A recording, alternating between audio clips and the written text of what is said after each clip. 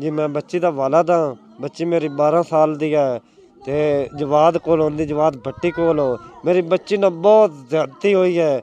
मैनू दा इंसाफ चाहिदा, मैनू दा इंसाफ चाहिदा बच्ची दा। पुलिस वाले तावन कर जी, पुलिस वाले तावन कर जी, पुलिस वाले तावन कर जी, जी, पुलिस वाले तावन कर रहे हैं। मेरा नाम मुमताज़ है। जावेद साहब के घर में बेटी छड़ी हो आई, 12 सालों की उम्र है, 2 महीने तो मैं छड़ी हो आई। ते दूसरा पुलिस जी कार्रवाई कर रही है वो साढ़े मतलब की नहीं कर रही। सान इंसाफ चाहिए, इंसाफ चाहिए। मेरी बच्ची नाल बहुत ज्यादती हुई, बहुत ज़्यादा ज्यादती की ने। 4 दिन तो बाद सन दे के गए ने दी लाश हो। सन नहीं पता ज्यादती हो रही, बहुत ज़्यादा हुई है। मेरी बच्ची नाल बहुत जुल्म किया ने। इंसाफ चाहिए बस, मैनूं होर कुछ नहीं, इंसाफ चाहिए। पुलिस जी नहीं। जी मैं दी खाला बोलती पई हाँ। जवाद साहब को मेरी भांजी आई तो ਉਹਦੇ ਨਾਲ बड़ी ज्यादती हो गई है। काम वास्ते असी छड़ी हो आई, काम करती आई बच्ची, ਉਹਦਾ बाप कर्जा उस देना आई। इस वजह तो उस मजदूरी वास्ते अपनी बेटी छड़ी आई। छड़ के उस जवाद उस बच्ची ने बड़ा जना किया, बड़ा किया। ਉਹਦੀਆਂ ਲੱਤਾਂ तो छुरियां ना गोश लाया गया, छाती तो गोश लाया गया है। बड़े जुल्म होए, बच्ची दे ਲੱਤਾਂ ਦੇ ਵਿੱਚ सूवे दिते गए न। लेकिन उस तो बाद सानू इतला नहीं दी, बीमार दी भी नहीं दी। तो आखदे एक्सीडेंट होया, एक्सीडेंट भी नहीं होया। तो मामू मेरे जिस छड़वाई आई, मामू मेरे इत्थों दा नाल लैके गए न। तो उत्थे जाके उन्होंने घर दे कोल जाके दस्या ने बई थोड़ी बच्ची नाल ए वाकया होया। अंदर डक्की हुई बच्ची ताले दे विचों मेरा मामू घर कढ़ के लैके आया है। तो उन्हें भी सिर खुद नहीं दस्या जिन्ना रखी है।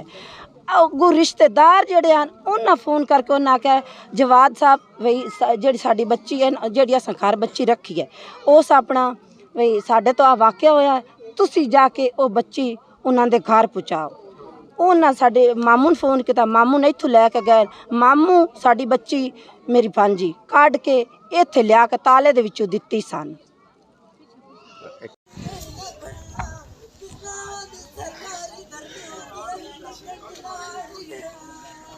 जी मेरी नानी आ, मैं ओदी नानी आ सो दोहतरी आई, मेरी नवासी आई। तो बड़े ही ਉਹਦੇ ਨਾਲ ਜ਼ਿਆਦਤੀ ਹੋਈ ਹੈ। ਅਸੀਂ ਕੰਮ ਤੇ ਛੋੜੀ ਆਈ, गरीब बंदे असी। ਉਹਦਾ बाप जड़ा बड़ा गरीब उस इन्ना कर्जा देना मजबूरी वास्ते अस उत्थे छोड़ी हुई आई।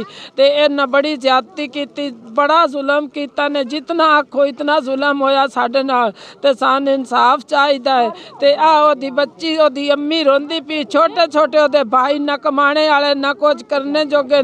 आ ओदा प्यो वेख लो, वो जितना गरीब है बेचारा कर्जे दा बद्धा पिया। ते इस मजबूरी नो छोड़ी हुई आई। ते इस बंदे जुल्म किया, बड़ा जुल्म किया सू। ते हुण सानू मरी हुई दित्ती सू। सानू आख्या सा एक्सीडेंट होया, साने भी नहीं सू दस्या। मुड़ मेरे भाई ने किया सू फोन, आख्या सू कि एकरी मेरी गल सुन के आ रोड दे उत्ते आ। मेरा भरा रोड ते गया, उन्होंने उत्थे रोड तो फाद के ते उन गड्डी दे विच सट लिया। सो उन्होंने उत्थे लैके गया जिथे मरी पई आई, मार के जंतरा मार के ताला ला के चले गए आनो। वो तो मेरे बिरान उत्ते धमकियां दित्तियां ने, दे के पिस्तौल विखा को ना कने किसी ने दसना कोई नू। ते तू ए दी लाश चाह तैन गड्डी सट के देने ते तू साडे नाल उत्थे ना दे बूहे ते सट के आवीए। मेरी बच्ची जी मेरे कोल ही होंदी आई, ओ मेरे नवासे भी छोटे भी मेरा जमाई भी सारे मेरे कोल ही होंदे हन। ते बड़ा जुल्म कीता ने साडे नाल, जितना आखो इतना जुल्म होया। साने इसदा इंसाफ चाहिदा। एक बारी वेर करो ना, एक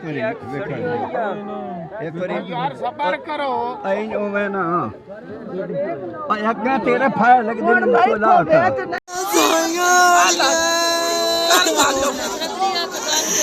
यार बिराद गए इना जुल्म कीता ने। मानू मेरे लाना बुला के लागे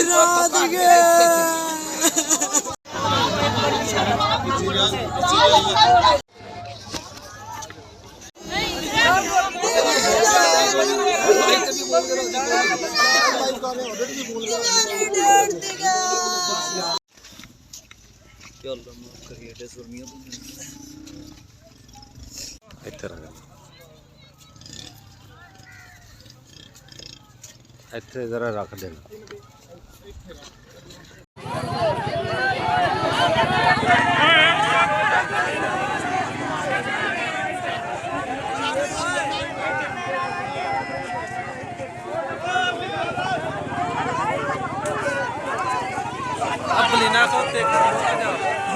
वीडियो बना वीडियो